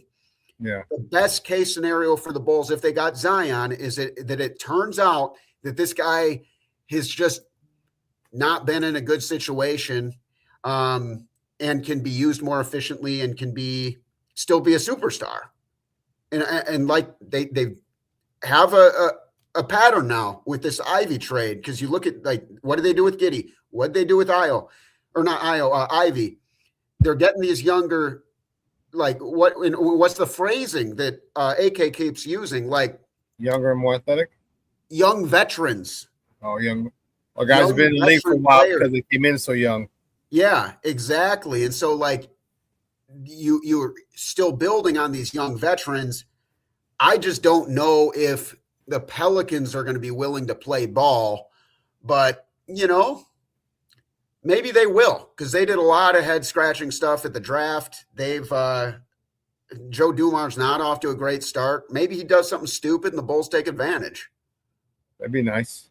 Yeah, but I love how aggressive they're being, and I do think that you can look at the big picture, and you got to look at it as like almost like stock trading. Like, they're doing the Danny Ainge special right now. Like, they are flipping and acquiring assets, and they will use that one way or another to either leverage for a brighter future via draft picks or get more young players, or both.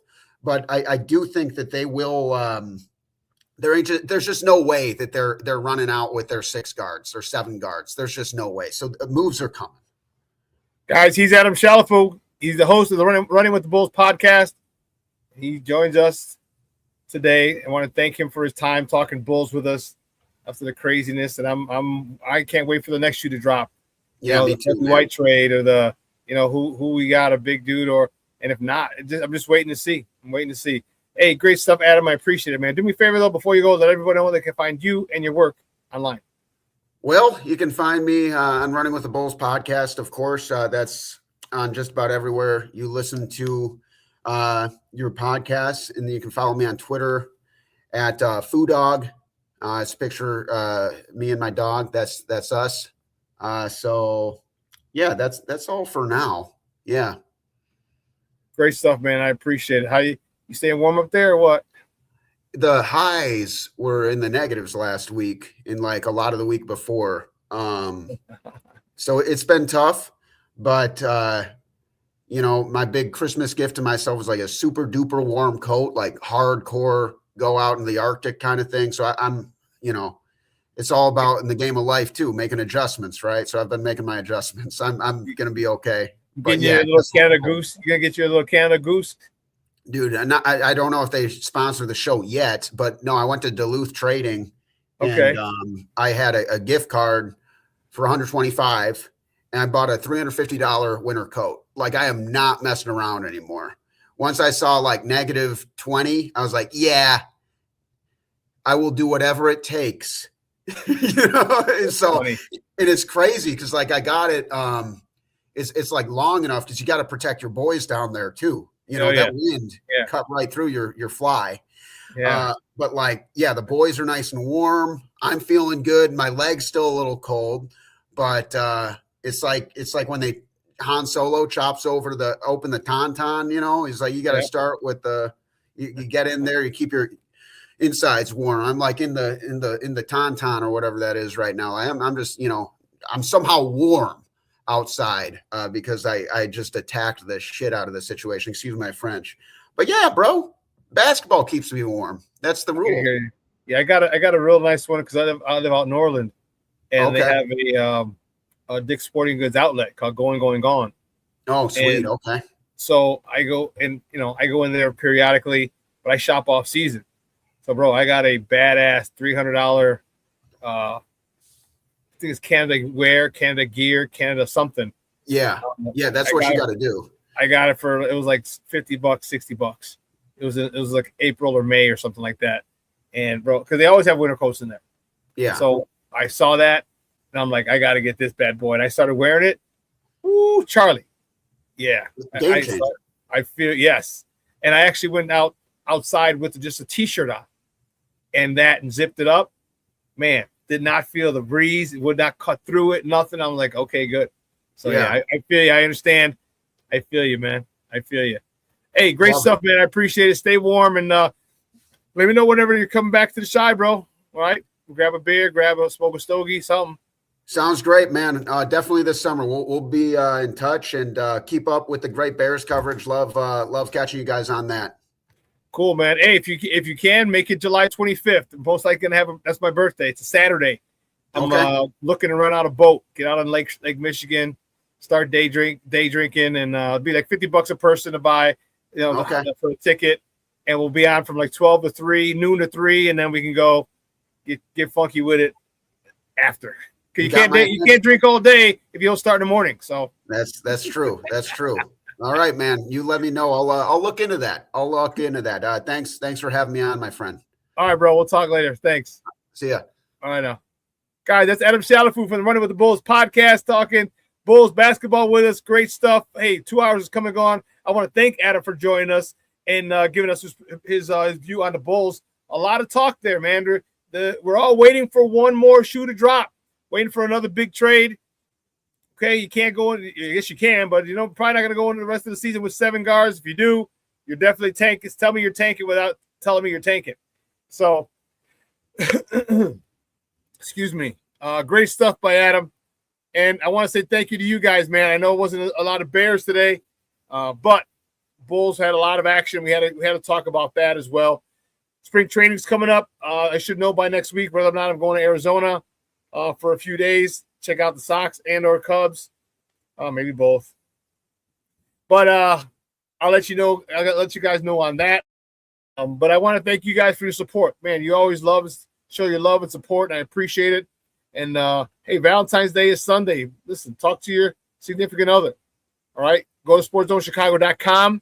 You can order your Sports Zone Chicago gear, your Bears Victory Monday stuff, your T-shirt, your Sports Zone Chicago hoodie, your FGB shirt, or get an FGB hoodie like Michelle. Was it Michelle or Cornelius? One of you guys got, I think it was Cornelius. They got the, we'll find out in a second. Michelle got the FGB, the orange FGB hoodie. All right, get your stuff, tell your significant other. And then we have the Cigar Fanatic shirts as well. All right, for the women, get one for your lady if she likes smoking cigars. All right, don't forget the good, better, best. All right, we got T-shirts, we got hoodies, FGB shirts, Bears Victory Monday shirts. Okay, Sports Zone Chicago hats. Get all your stuff. Go to sportzonechicago.com. Grab that. All right, have it for a Valentine's Day present for you, for yourself, for your significant other. All right. And I truly, truly, truly appreciate the support. All right, let me get out of here. I got to go pick up the warden from CrossFit. You guys have a phenomenal day. It's getting warmer. It's 25. It's going to be, what's the high today? The high is 28. Woo, watch out now. And then Friday, we're looking at 37. Next Monday and Tuesday and Wednesday, we're in the 40s. Are we breaking out of this cold? I hope so. I just really want the sun. Just give me the sun. It's enough of this cloudiness. All right, even if it's cold, give me the sun. All right, that's all I'm asking for. Well, listen, guys, you have a phenomenal day. I appreciate the love and support. See you guys on Friday. Your boy, the SuperBack. I am out.